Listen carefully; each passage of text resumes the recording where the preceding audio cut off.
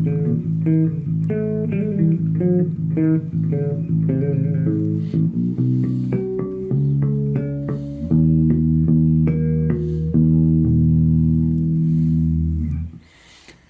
right, today we're going to talk about how the heck to play a aligned fretless in tune. You know, a lot of people have problems just kind of getting their notes going so that they can play along with a band with a single note. But it's not too hard. There's not a huge secret to it. So we'll dig into it. First, let me talk about how I go about tuning a fretless. I do it a little different. This is a method that is quite frowned upon on even regular basis by a lot of people, but I like to use the 5th and 7th harmonics. So once you know that your E string is in tune with you know, some reference point, then I will use, and again, you need to have your intonation set exact as far as back here on the bridge. Have a pro do it on a fretless, even really on a real, on something else. Get your intonation perfect. But after that, you can just do, you know, the 5th fret and 7th fret to make sure you're in tune. So the kind of secret on a fretless, with a line fretless, you're used to playing behind the frets ordinarily when there are actual frets. You're used to playing just anywhere you want, somewhere in the middle. So this note is the same as that note, is the same as that note, which is not the same on a fretless. They're all different. That's all one fret. So what you want to do is you want to make contact with the string at the fret, so at the marker. So if I do this, do the octave. So I knew before I ever played that it was going to work. Same with bass is in tune, the intonation set up correctly. Again, you want to play right at the fret, right at the marker. However, what you don't want to do is have your finger sitting right in the middle of it. So this should be sharp. Yeah, you can hear it just a bit. And then I can back it off a little bit. So the idea is the part of your finger that's coming into contact with the fretboard, even though there are no frets, the fingerboard, here we go, should be coming in contact right at that line. So kind of a good way to practice this. I mean, one, obviously you could play along with things and you know,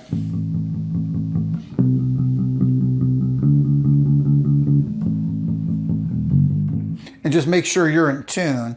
But another great way is kind of a little bit of what I sort of did there in the intro, is use one of your own open strings so that you can hear in contrast what's going on. So we'll use the open D string, you know, the second string or the third string, depending on which way you're counting. Second from the bottom, third, you know, second highest, third lowest. Just depends on how you want to look at it.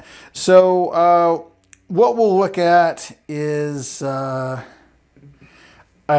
guess this is some D major stuff. So if we just go down the D major scale, so we'll start with the octave.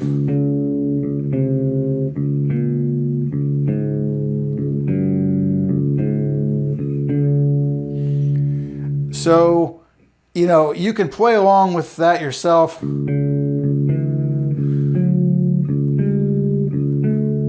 You heard I was just a little bit off there. It does not take much, which is one of the things that I think frustrates so many people, right? Is that they get frustrated because you get notes that are off a little bit. But again,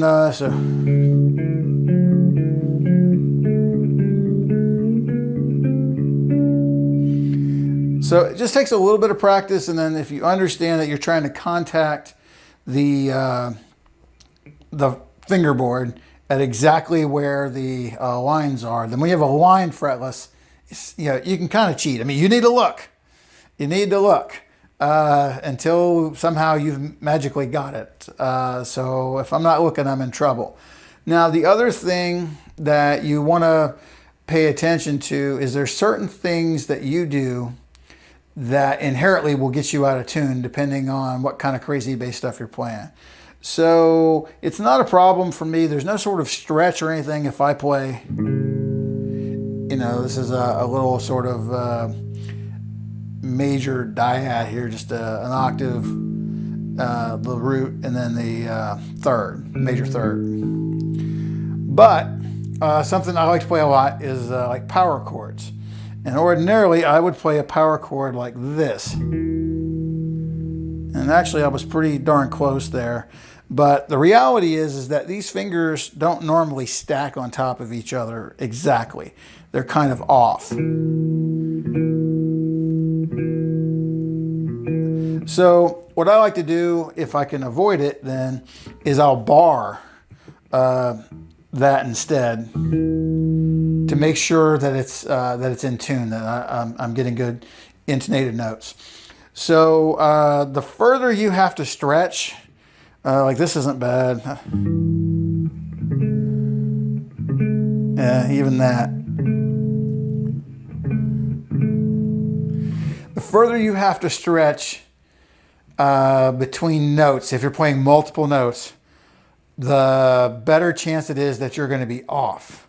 So you just kind of have to play smart, and you have to try to keep your stretches down to a minimum. Try to use bars at all possible instead of, like I said, like a power chord like that, even though that didn't sound that bad. Actually sounds pretty good. So the other thing I would say, it's really hard, especially if you're going to play multiple notes at once, to play a fretless if you're swinging around your knees like Flea. Okay, one, understand the dude is amazing. Many of the greats are usually going to have their bass kind of up high. Yeah, you don't look as cool swinging it around, you know, your knees or your ankles. But, you know, watch somebody like Victor Wooten, Stanley Clark, you know, even Stu Hamm. You know, there's so many great bassists out there. They're going to wear their basses up higher, probably up higher than this. And on a fretless, you really need to do that. So just the height of the bass, keep it kind of close to you. The closer it is to you, the easier your stretches are going to be. And again, on a fretless, that's a big deal. But yeah, it's not impossible to intonate a fretless, especially if you've got markers as a guide. But again, so you need the bass to be in tune with itself. You can tune with a tuner. I like to cheat, and so many people will tell you this is wrong, but I like to use the harmonics. So just, you know, 5th fret and then 7th and 5th, 7th. And as long as this bridge is set here appropriately, where the string length is set appropriately to where everything is intonated within itself, then yeah, you should be able to do some things, you know.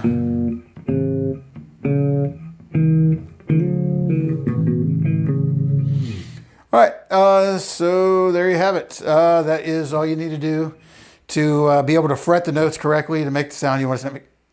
Make the sound you want to make. To play the notes you want to play and the sound in tune. All right, until next time.